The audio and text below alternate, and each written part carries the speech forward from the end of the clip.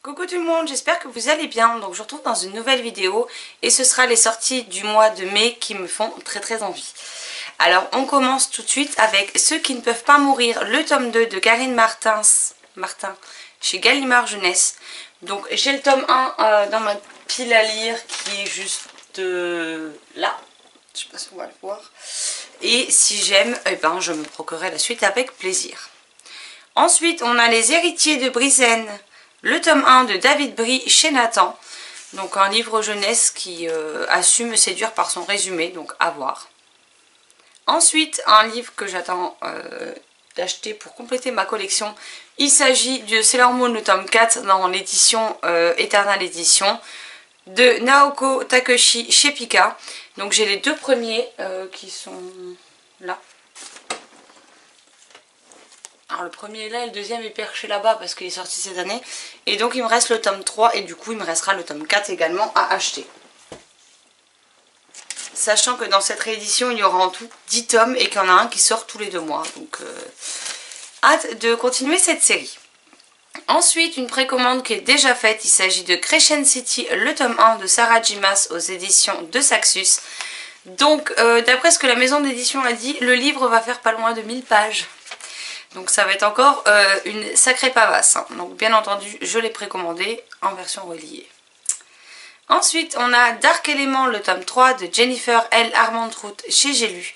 Donc je sais plus si j'ai déjà un tome ou pas. Il me semble que oui. Hein. Ils sont où? J'ai dû les ranger là. Oui, j'ai le tome 1 de Dark Element.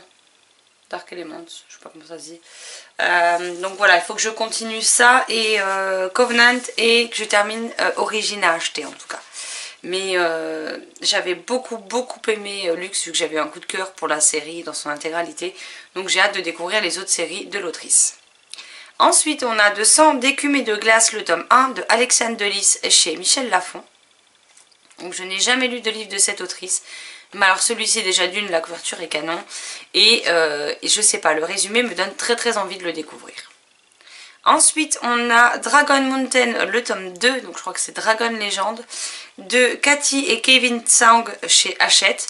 Donc là le tome 1 me tentait beaucoup, je ne l'ai pas encore acheté, donc je commencerai par le tome 1 et si j'aime bien je continuerai. Ensuite un manga, et j'ai oublié de noter le nom de l'auteur, c'est malin. Donc c'est Je crois que mon fils est gay, le tome 1, et il me semble que c'est publié chez Akata. Ensuite on a L'Empire d'écume, le tome 1. J'ai pas noté l'auteur. Chez Brajlon dans leur collection Bing Bang que j'ai reçu en service presse et dont vous verrez mon avis prochainement. Ensuite on a des nouveaux livres dans l'univers des Disney qui vont sortir. Donc on a City of Villains, le tome 1 de Estelle Laure chez Hachette Heroes. Donc là on va découvrir la jeunesse des méchants de l'histoire et le tome 1 je vous avoue que je ne sais plus sur qui il est. Dans le même type, on a une nouvelle collection également, c'est The Queen Council, le tome 1. Donc là, il s'agira de découvrir Belle, mais après la fin du conte, donc après le « Ils se marièrent et vécurent heureux ». Voilà, donc on la découvre après cette fin. Et j'ai hâte de découvrir qu'est-ce que l'autrice a imaginé. Donc c'est écrit par Emma Thériault et c'est publié toujours chez Hachette Heroes. Ensuite, un autre manga, c'est Les Carnets de l'apothicaire, le tome 3, publié chez Kiwoon. Encore une fois, j'ai oublié de noter le nom. Donc je n'ai pas encore commencé cette série, mais j'aimerais bien commencer. Donc je me note à chaque fois qu'il y a un tome qui sort.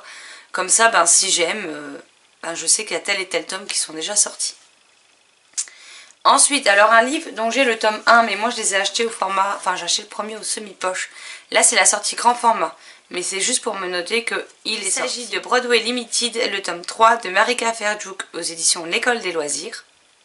Du Sortilège de Zora, le tome 1.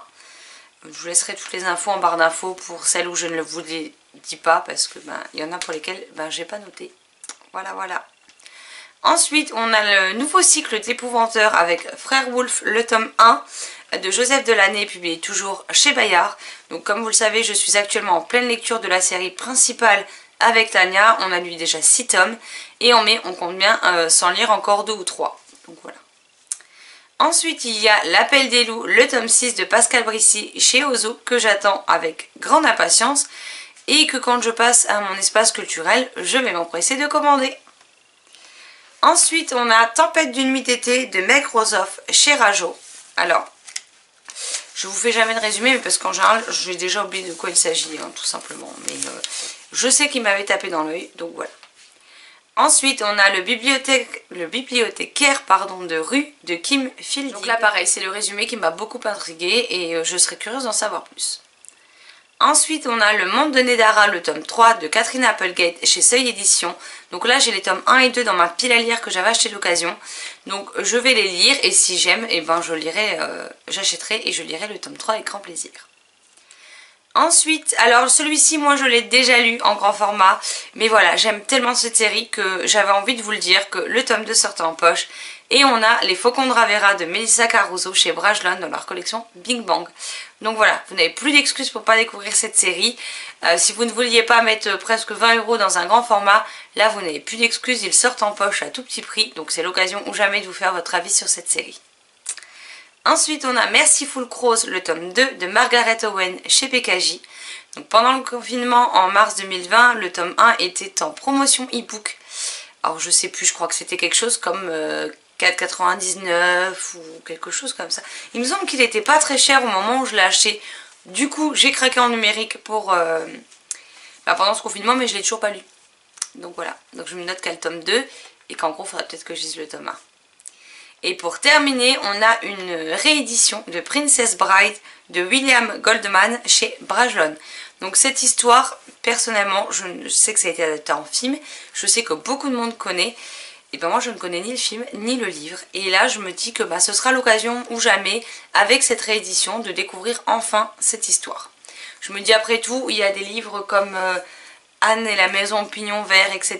Des livres que je ne pensais pas aimer, qui au final j'adore, qui sont pourtant de vieux livres. Je sais que celui-ci a été beaucoup encensé par le passé, donc j'ai hâte de me faire ma propre opinion dessus. Voilà donc les sorties que j'ai repérées qui m'ont tapé dans l'œil pour mai. Alors clairement je ne vais pas pouvoir tout acheter, non, je n'ai pas un compte en banque illimité. Mais voilà, je me note les sorties, je me note les suites de séries. Donc les suites de séries seront achetées que si j'aime les tomes précédents. Mais au moins j'ai un bon aperçu de ce qui sort en temps et en heure. Et je me garde tout ça précieusement. Cette vidéo est à présent terminée. N'hésitez pas à me dire quels sont vous les titres qui ont retenu votre attention, si on en a en commun. Et comme d'habitude, je me ferai une joie d'en parler avec vous dans les commentaires.